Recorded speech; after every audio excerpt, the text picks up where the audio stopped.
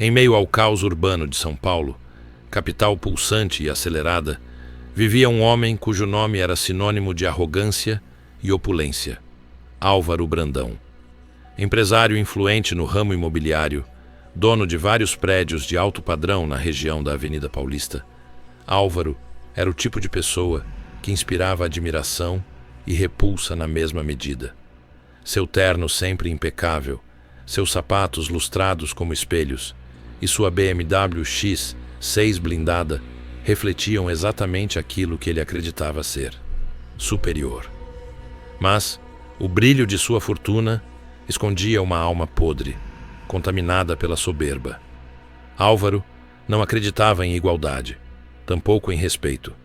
Para ele, o mundo era uma arena, onde os mais fracos deviam rastejar, e os mais fortes, como ele, dominavam com mãos de ferro.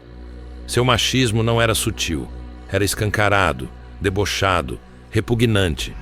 Dizia abertamente que lugar de mulher era no tanque, na cozinha ou no chão do seu quarto.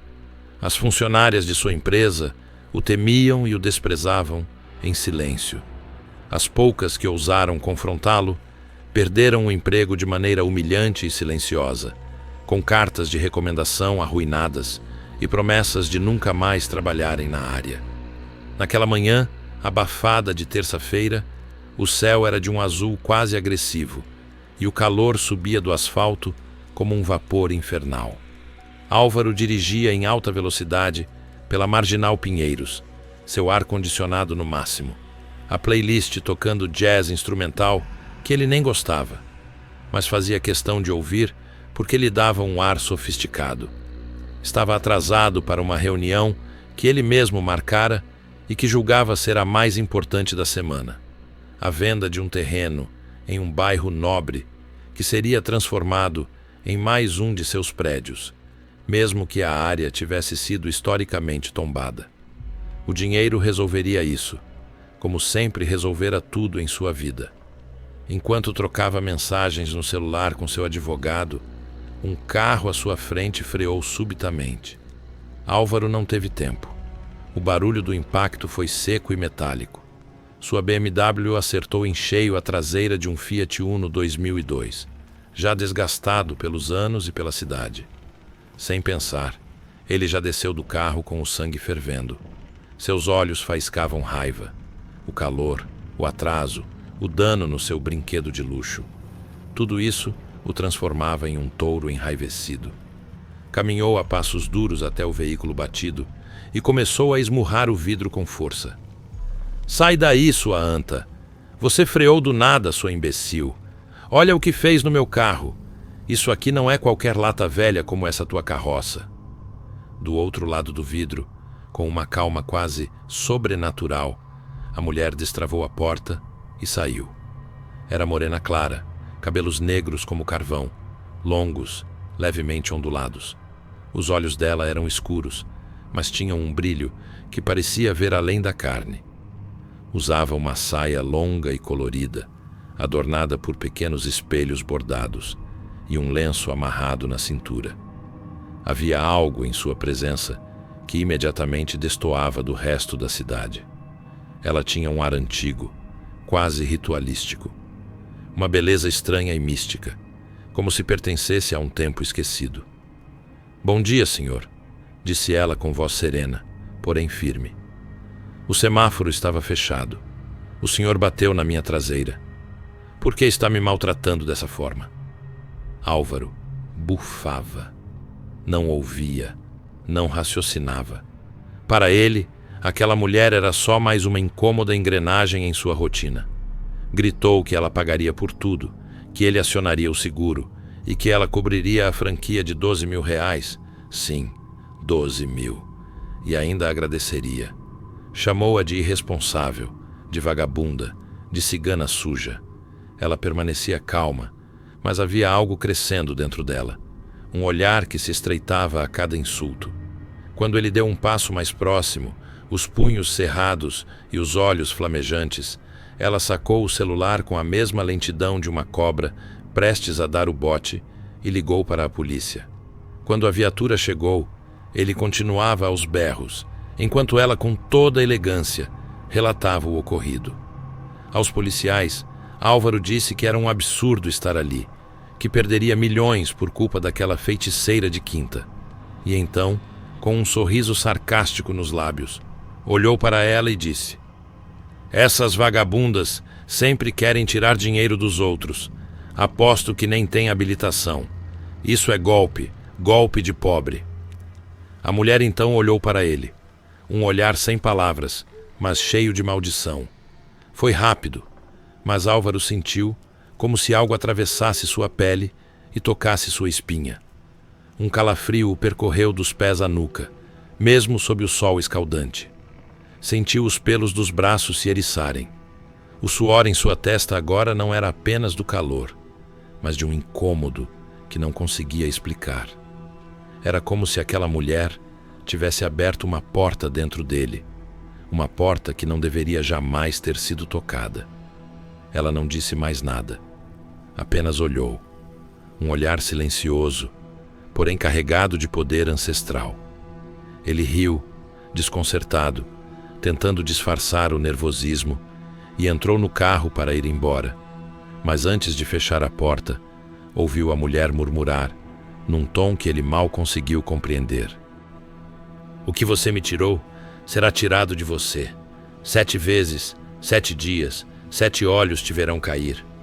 Álvaro não deu importância. Ligou o carro, acelerou e sumiu no trânsito. Mas o que ele não sabia é que naquela manhã ele havia batido em algo muito maior do que um Fiat Uno 2002. Ele havia colidido com as forças que não se curvam diante do dinheiro. Ele havia acordado uma bruxa. O boletim de ocorrência foi lavrado ali mesmo, diante dos policiais, e até mesmo eles, com seus rostos endurecidos pela rotina da cidade, reconheceram que Álvaro estava errado.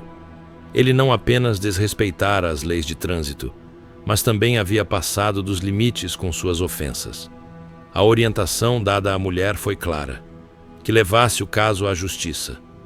Mas ela, com um sorriso enigmático nos lábios e um brilho estranho no olhar, apenas balançou a cabeça.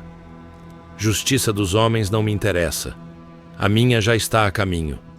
Foi ali, diante da viatura, com a caneta ainda em mãos e a ficha de ocorrência parcialmente preenchida, que ela revelou seu nome à autoridade e, indiretamente, a ele. Um nome pesado, que parecia ecoar de outros séculos: Mircea Valek. A sonoridade lembrava o leste europeu, algo cigano, antigo, vindo de um tempo em que as mulheres falavam com os mortos e dançavam sob luas vermelhas.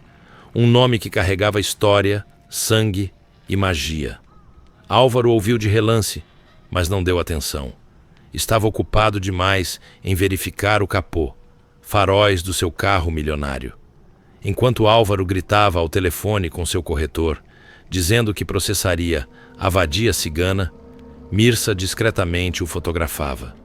A lente do celular capturou seu rosto com perfeição. Cada ruga de desprezo, cada linha de raiva estampada em seus olhos. Uma imagem nítida, a ser usada não como prova jurídica, mas como chave de um ritual que já estava se desenhando em sua mente. Ela foi embora sem pressa. Calmamente entrou no Uno, ligou o motor e se afastou no trânsito.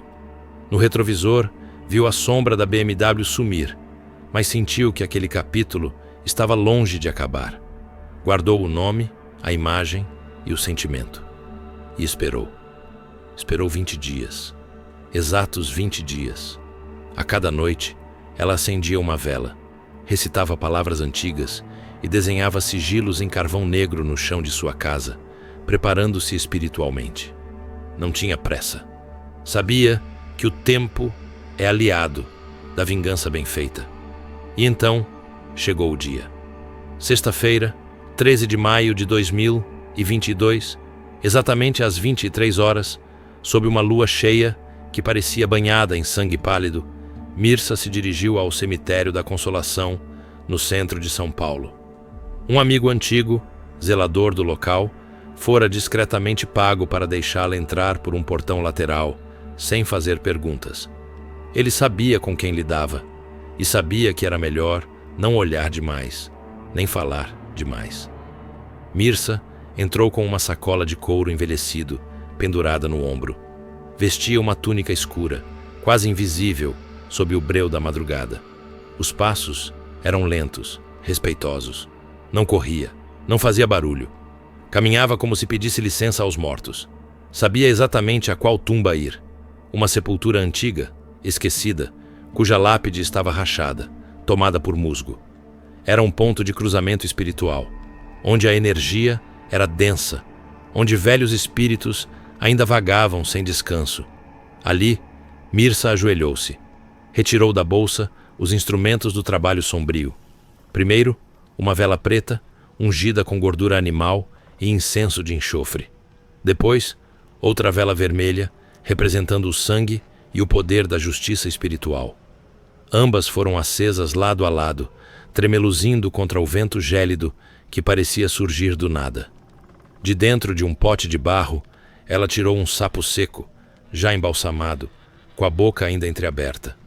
Puxou com delicadeza a foto de Álvaro, dobrada com precisão, e junto dela, um pequeno pedaço de papel pergaminho, onde havia escrito o nome completo dele, a data de nascimento e o número da placa de sua BMW. Tudo com tinta feita de carvão, sangue de galinha e ervas moídas. Costurou a foto e o papel juntos com linha preta, selando-os com cera quente. Em seguida, com agulha de osso, costurou lentamente aquele fardo dentro da boca do sapo, fechando-a como se selasse um segredo com a própria alma. Ao lado, repousavam as penas e as vísceras de 2 galinhas pretas, sacrificadas anteriormente em ritual silencioso.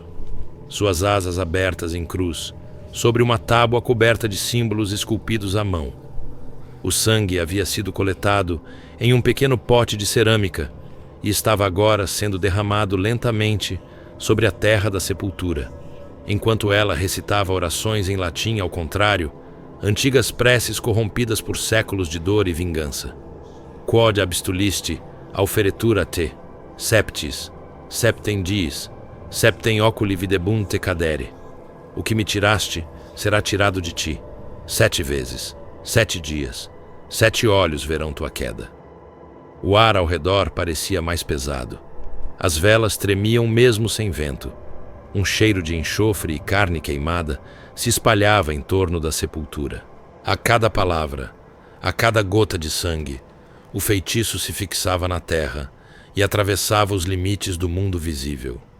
Ela então enterrou o sapo com a foto de Álvaro entre os ossos da terra da sepultura. Cobriu tudo com folhas secas, pedras e um punhado de terra de cova. Finalizou desenhando um sigilo antigo com carvão sobre a lápide, um símbolo de julgamento que só os praticantes mais antigos conheciam. Quando se levantou, já era quase meia-noite. As velas se apagaram sozinhas. O vento cessou. Mirsa olhou para o céu e sussurrou: 7 dias, Álvaro. A cada um, algo será tirado de você. E quando o 7º olho se abrir, você não estará mais aqui para ver. Ela se virou e desapareceu entre os túmulos, deixando para trás apenas o cheiro de enxofre, o sangue na terra e a promessa feita aos mortos. O ritual estava completo e a contagem havia começado. Sábado, 14 de maio de 2022. O sol nascia em São Paulo, com aquele mesmo brilho cruel que queimava o concreto e fazia o ar tremer sobre os viadutos.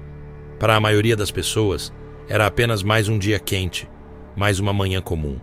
Mas para Álvaro Brandão, esse dia já amanhecia diferente, embora ele ainda não soubesse. O empresário acordou no triplex onde morava, no alto de um edifício luxuoso nos jardins. O chão de mármore italiano refletia a luz da manhã. Os espelhos gigantes davam a sensação de realeza, e a vista panorâmica da cidade lhe dava a impressão de que ele dominava tudo abaixo. Álvaro se levantou como de costume, robe de seda, café servido por uma empregada silenciosa e tensa, e celular na mão. Como sempre fazia aos sábados, ele planejava dirigir sua BMW X6, até o clube de golfe em Cotia. Era seu ritual de poder. Gostava de exibir o carro, de chegar com o som alto, os vidros escuros e o brilho da pintura impecável. Gostava dos olhares. Era como um rei desfilando diante dos súditos.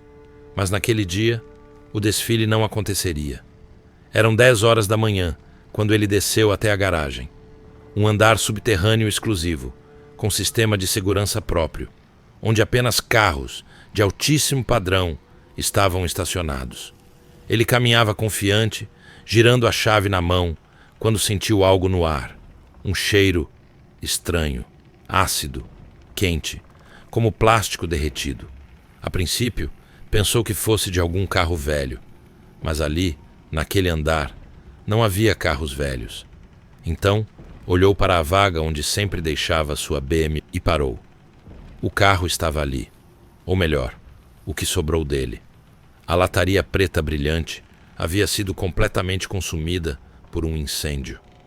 O metal estava retorcido, carbonizado.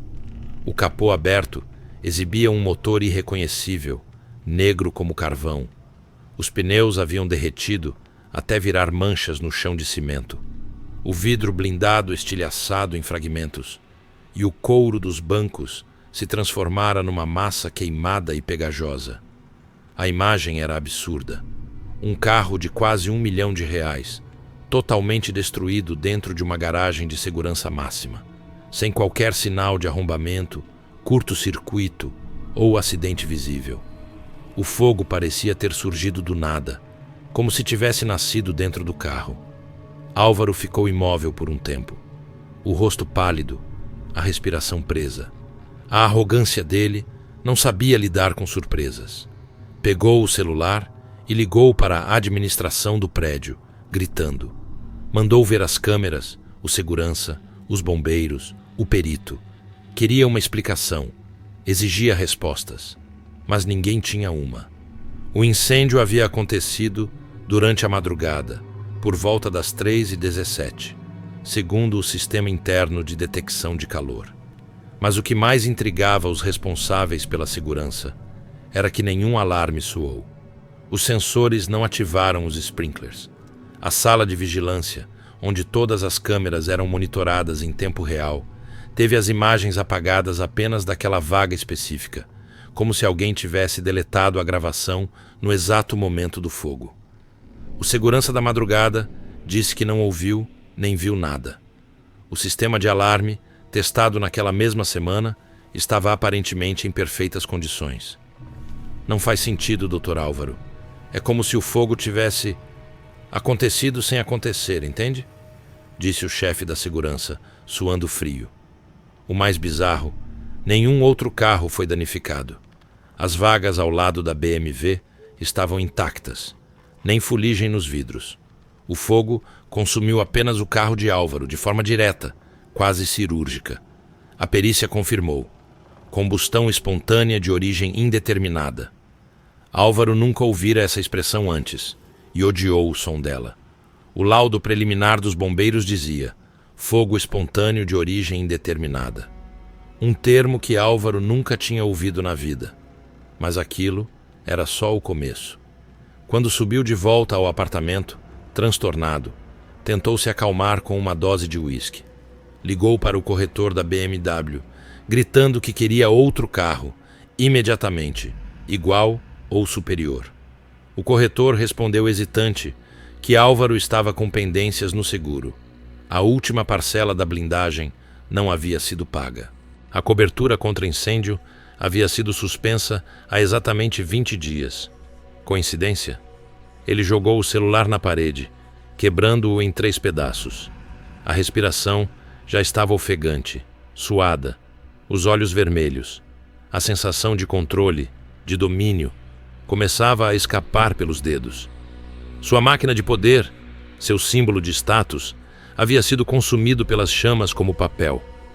Naquela noite, ele dormiu mal. Sonhou com sapos. Sonhou com galinhas mortas em sua cama. Sonhou com 7 olhos brilhando no escuro, observando-o de todos os cantos. Acordou no meio da madrugada com o corpo todo suado e por um instante achou que havia alguém em pé no canto do quarto, mas ao acender a luz, não havia nada. No espelho do banheiro, ao lavar o rosto, notou algo estranho em seu próprio reflexo. Um detalhe sutil, quase imperceptível. Seu olho esquerdo piscou um segundo depois do direito. Ele piscou junto, mas eles não obedeceram ao mesmo tempo. Um microatraso, um erro mínimo, mas suficiente para fazer o sangue gelar. Na cozinha, a TV ligada sem som transmitia o noticiário da madrugada. Sem motivo aparente, a legenda exibiu uma única frase: o primeiro olho foi aberto. Álvaro desligou a televisão, respirando pesado.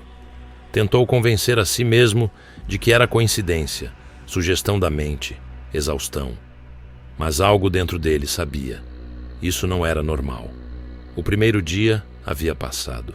O primeiro bem precioso, sua vaidade sobre rodas, havia sido tirado. E restavam ainda 6 dias e 6 olhos por abrir. Domingo, 15 de maio de 2022. Álvaro não dormiu naquela noite. Ficou revirando a cama até o sol nascer, com o celular na mão, olhando vídeos de combustão espontânea no YouTube, lendo fóruns obscuros sobre sabotagem eletrônica e até teorias da conspiração. Mas nada fazia sentido. Nenhuma explicação técnica servia para o que aconteceu com seu carro. A única coisa que ele sabia era que algo havia começado e que ele não tinha controle. Na manhã seguinte, tentou se ocupar. Trocou de roupa 3 vezes, arrumou o cabelo, vestiu uma camisa de linho branco e decidiu ir a pé até sua holding no Itaim Bibi, onde despachava suas ordens para as 3 empresas que comandava. Sua vaidade tentava se manter intacta. Mesmo com o carro destruído, mesmo sem dormir, queria mostrar ao mundo que continuava no comando. Mas assim que entrou no prédio empresarial, onde ocupava 2 andares inteiros, a atmosfera já estava diferente. A recepcionista o olhou com olhos baixos. Os estagiários cochichavam no corredor. Álvaro percebeu os olhares, mas ignorou, como fazia com tudo que não podia controlar. Entrou na sala de reuniões sem bater. Dentro, sua equipe jurídica, seus contadores e 2 executivos de confiança estavam reunidos em silêncio. Um deles segurava uma pasta vermelha. Que porcaria é essa? Ninguém me avisa de reunião agora? Um dos advogados pigarreou. Álvaro, acho melhor o senhor sentar. Ele não sentou. A pasta vermelha foi aberta. Dentro, cópias de e-mails, prints de mensagens, relatórios financeiros adulterados, documentos que ele pensava estarem enterrados sob acordos de confidencialidade e contratos forjados. O conteúdo era claro: manipulação de licitações, evasão de divisas, uso de laranjas, suborno de fiscais, superfaturamento de obras públicas. Tudo assinado com seu nome. E tudo agora exposto. Isso é invasão de privacidade. Esses documentos são confidenciais, gritou Vermelho. Não fomos nós que vazamos, Álvaro, disse um dos diretores. Está tudo na mídia. Ele correu até seu computador, abriu os portais de notícias e lá estava. Magnata da construção Álvaro Brandão é investigado por corrupção em 7 contratos com o governo de São Paulo. 7. A palavra cravou em sua mente como uma estaca. A matéria vinha com fotos antigas, vídeos cortados e até um áudio comprometedor. As redes sociais estavam em chamas. No Instagram, perdeu 5.000 seguidores em 2 horas. No LinkedIn, sua credibilidade despencava. Marcas parceiras emitiam notas de rompimento imediato. A hashtag Álvaro Corrupto viralizava. Mas o que ele não sabia, o que não poderia saber, era quem vazou os arquivos. Na noite anterior, alguém com acesso aos seus backups pessoais enviou tudo de forma anônima para 3 jornalistas investigativos. Os e-mails foram rastreados até um IP localizado no interior do Maranhão, um lugar com sinal instável e sem fibra ótica. Um lugar onde Mirza Valek, havia morado por 2 anos antes de se mudar para São Paulo. Quando Álvaro viu o escândalo estourar, tentou se justificar. Ligou para advogados, tentou comprar o silêncio de repórteres, ameaçou processar todo mundo, mas era tarde demais. À noite, ao chegar em casa, exausto e ainda em fúria, ligou a televisão. Sem som, ela exibia um documentário sobre cobras, mas no reflexo da tela escura, Álvaro viu algo atrás de si, uma sombra fina, como um véu, com olhos, 2 olhos, abertos e fixos nele. Virou-se bruscamente. Não havia ninguém, mas ao voltar a olhar para o reflexo, os olhos já estavam fechados. No espelho do banheiro, escreveu com a palma da mão molhada sobre o vidro embaçado. O segundo olho foi aberto.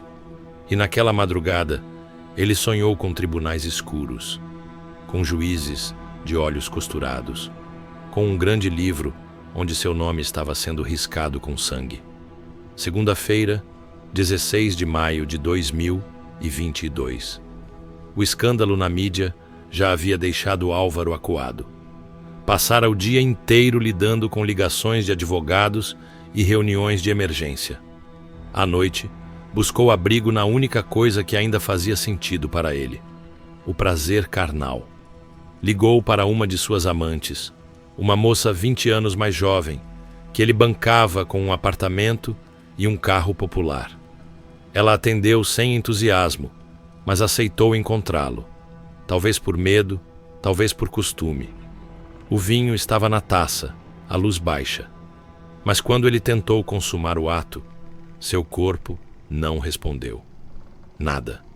Nem com as palavras sujas que sempre funcionaram, nem com as mãos agressivas que usava como método de domínio.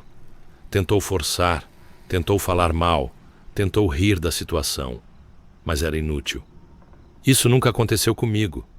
Deve ser essa droga de remédio que tomei mais cedo, mentiu. Mas a mulher o olhava com desdém e disse com a frieza de quem já sabia: talvez não seja o corpo, Álvaro. Talvez seja a alma, que está apodrecida. Ela se vestiu e foi embora. Ele ficou nu, em pé diante do espelho, encarando a si mesmo, e sentiu um ardor vindo de dentro, como se algo o queimasse por dentro. No espelho, mais uma vez, uma marca se formava com o vapor do chuveiro. O terceiro olho foi aberto.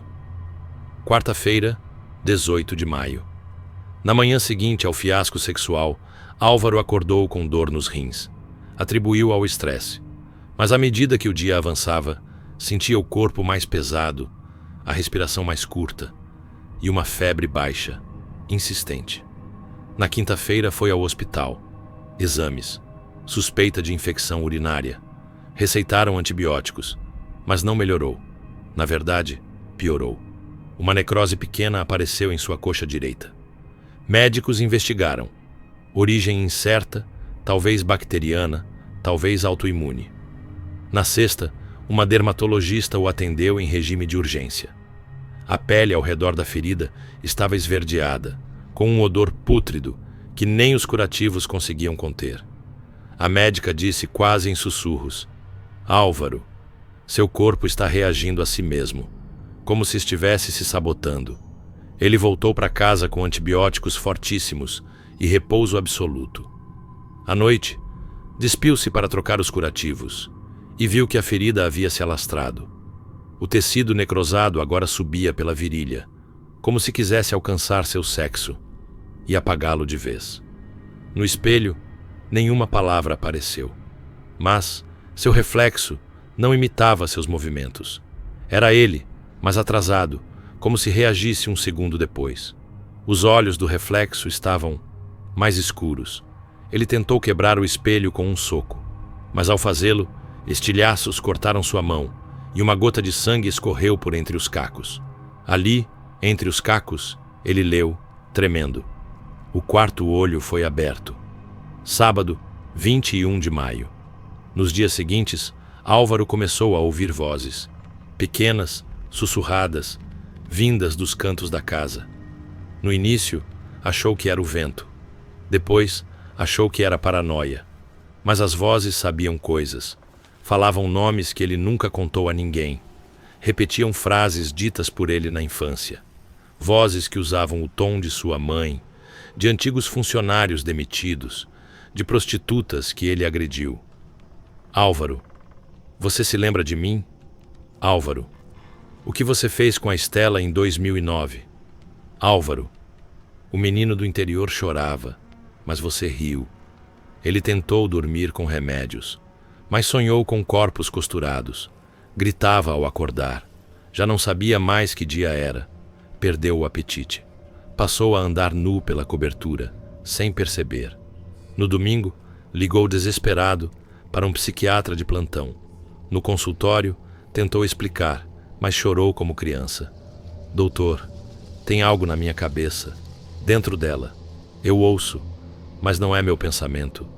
Não é. O psiquiatra receitou antipsicóticos, mas Álvaro não tomou. Sentia que não era um problema clínico. Era algo mais profundo, mais antigo, algo que ele havia provocado. Na madrugada de segunda-feira, enquanto urinava de porta aberta, viu alguém passar atrás dele pelo corredor. Correu até lá. Ninguém. Voltou ofegante, mas sobre a parede da sala, escrito com sangue seco, lia-se: o quinto olho foi aberto. Segunda-feira, 23 de maio. E então veio o sexto dia. E com ele, o olho que toca aquilo que você mais ama, mesmo que nem saiba o que é. Álvaro, naquele dia, foi convocado à delegacia. Uma denúncia anônima afirmava que ele possuía vídeos íntimos não consentidos de diversas mulheres. Vídeos gravados sem autorização, armazenados em um HD externo escondido em seu escritório. A polícia tinha mandado, e o HD foi encontrado. E dentro, tudo. Mas o que mais o destruiu foi ver, entre os vídeos, um que jamais imaginou estar ali. Um vídeo antigo, dele com sua esposa falecida. Ela o confrontava, dizia que sabia das traições, dos abusos, e ele a empurrava contra a parede. Ela chorava. A imagem cortava antes do final. Aquele vídeo jamais fora gravado por ele. Nunca soube que aquilo existia, mas ali estava, e alguém o havia entregue. Ela, que foi a única mulher que o amou de verdade, estava ali, assombrando-o. Naquele instante, ele entendeu. O sexto olho havia tocado sua culpa, sua história, seu segredo mais enterrado. Na delegacia, não conseguiu falar. Apenas abaixou a cabeça e chorou pela primeira vez sem raiva. No vidro embaçado do carro da polícia, ele viu, não uma palavra, mas um olho riscado com sangue. Um sexto olho, aberto. Terça-feira, 24 de maio de 2022. Álvaro já não saía de casa. A cobertura que antes era símbolo de status, agora parecia um mausoléu moderno. As luzes estavam todas apagadas. As janelas fechadas com tábuas improvisadas. O ar, abafado, cheirava a mofo, vinho azedo e suor envelhecido. Ele havia desligado o celular, dispensado os seguranças, rompido com os advogados. A imprensa o perseguia, o público o linchava nas redes sociais, e até os velhos amigos empresários fingiam não conhecê-lo. Sozinho. O HD entregue à polícia ainda estava sob perícia, mas bastava um vídeo, um único, para destruir de vez o que restava de sua imagem. E esse vídeo existia. Ele sabia disso agora. O sexto olho havia mostrado. E com isso, Álvaro havia perdido o último fio de controle. Naquela manhã, não tomou café. Não ligou à TV. Apenas olhou para o espelho do banheiro, o único que restava inteiro. E então, algo aconteceu. Não uma aparição, não uma voz, mas uma compreensão súbita. Ele finalmente entendeu. Tudo o que havia perdido, tudo o que fora arrancado, não vinha de fora. Estava dentro dele o tempo todo. E o que agora restava era apenas o eco de um homem que nunca foi grande, apenas barulhento. Ele escreveu uma carta, simples, sem emoção. Não pedia perdão, nem confessava tudo. Apenas dizia: nada mais me pertence. Nem eu mesmo. O sétimo olho se abriu. Naquela noite, o prédio inteiro parecia respirar em silêncio. Nenhuma música tocava nas varandas. Os elevadores estavam parados há horas. E até o porteiro comentou com o zelador: "Faz tempo que o Dr. Álvaro não desce." O relógio marcava 22h13, quando o beisto zelador decidiu subir. Levava as chaves reservas, um protocolo em mãos e uma sensação estranha no peito. Ele conhecia o dono da cobertura, arrogante, exigente, sempre pronto para uma reclamação. O silêncio dele era, por si só, um alarme. Tocou a campainha uma vez, depois duas, bateu, chamou. Nenhuma resposta. O protocolo era claro. Em caso de ausência prolongada e risco à integridade do morador, a entrada forçada era autorizada. Com auxílio do porteiro, arrombou a porta. A cobertura estava às escuras. Um cheiro forte, meio doce, meio podre, pairava no ar. Não havia sinais de arrombamento. Nenhum móvel fora do lugar. Apenas um estranho clima de espera. No chão da sala, próximo à parede de vidro com vista para a cidade, havia um tapete queimado no centro. Sobre ele, restos de velas pretas derretidas, a foto de uma mulher sorrindo, e uma pétala escura como carvão, ressecada. O zelador, tremendo, chamou pelo nome de Álvaro mais uma vez. Nada. Foi seguindo devagar, cômodo por cômodo. A TV estava desligada, mas uma luz vermelha piscava no controle remoto. O banheiro cheirava a perfume caro, ainda no ar. A cama arrumada, milimetricamente, como se ninguém dormisse ali há dias. Então, notou a porta do closet entreaberta. Empurrou com cuidado. Lá dentro, o silêncio era absoluto. Álvaro estava de pé. Por um segundo, o susto foi apenas pela presença repentina. Parecia que ele estava ali esperando. Vestia terno escuro, sapatos brilhando, a barba recém-feita, mas não se mexia. Quando o zelador deu mais um passo, notou a inclinação da cabeça e o detalhe que não pôde ignorar: o cinto de couro que saía do alto do armário, apertado em volta de seu pescoço. Não havia sangue, nem expressão de dor, apenas os olhos abertos, secos, e um leve sorriso forçado nos lábios, como se tivesse sido moldado pelo tempo. A polícia chegou meia hora depois. A perícia vasculhou o local. Nenhum sinal de luta, nenhuma droga no organismo, nenhum registro de telefonema nos últimos 2 dias. A carta em cima da escrivaninha dizia apenas: "Nada mais me pertence, nem eu mesmo." O sétimo olho se abriu. O que chamou a atenção dos investigadores foi o pequeno altar no chão. Discreto, mas simbólico demais para passar despercebido. 7 velas negras, todas derretidas. A mesma foto da mulher. E a pétala. Sempre a pétala. O caso foi encerrado como suicídio por colapso emocional. Mas entre os funcionários do prédio, boatos ainda circulam. Que na madrugada seguinte, a campainha da portaria tocou sozinha às 3h03 da manhã. Que alguém deixou um envelope escuro na guarita, apenas com um símbolo estranho desenhado, um olho com 7 pontas ao redor. E que na calada da noite, uma mulher morena, de cabelos longos e vestido escuro, foi vista deixando o prédio sem chamar o elevador. 7 dias, 7 olhos. A cada um, algo será tirado de você. E quando o 7º olho se abrir, você não estará mais aqui para ver. Eles nunca percebem, nunca enxergam quando a queda começa. Acham que o mundo gira ao redor deles, que podem atropelar tudo e todos, sem consequências. Mas cada gesto, cada palavra cuspida com desprezo, carrega um preço. Eu vi tudo, desde o momento em que ele bateu no meu carro, até o instante em que achou que poderia me humilhar em público, na frente de todos. Aquilo não foi sobre o acidente. Foi sobre quem ele era, sobre o que ele carregava por dentro. Um verme envolto em paletó caro. Não precisei fazer escândalo, nem gritar. O tempo trabalha melhor com quem sabe esperar. Foram 7 dias, 7 olhos, cada um abrindo em silêncio, revelando o que ele escondia debaixo do verniz.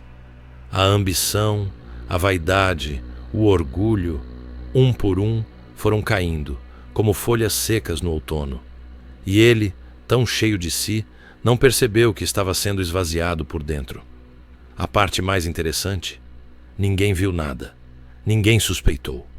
Porque o mundo gosta de acreditar que o mal tem chifres e tridente. Mas o verdadeiro poder se veste de calma, de educação, de silêncio. E age quando ninguém mais está olhando. No final, ele estava limpo, barbeado, perfumado, pronto para mais um dia de mentiras. Mas o sétimo olho se abriu. E quando isso acontece, não há volta, não há oração, não há dinheiro. Ele partiu do mesmo jeito que viveu, sozinho, cego pelas próprias certezas. E a mim, restou apenas observar, não com raiva, mas com a tranquilidade de quem sabe que a justiça, de verdade, nunca falha. Ela só espera o momento certo para tocar a campainha. E agora, tudo está em silêncio. O ciclo se fechou. Mas enquanto houver gente como ele por aí, meu trabalho nunca estará terminado.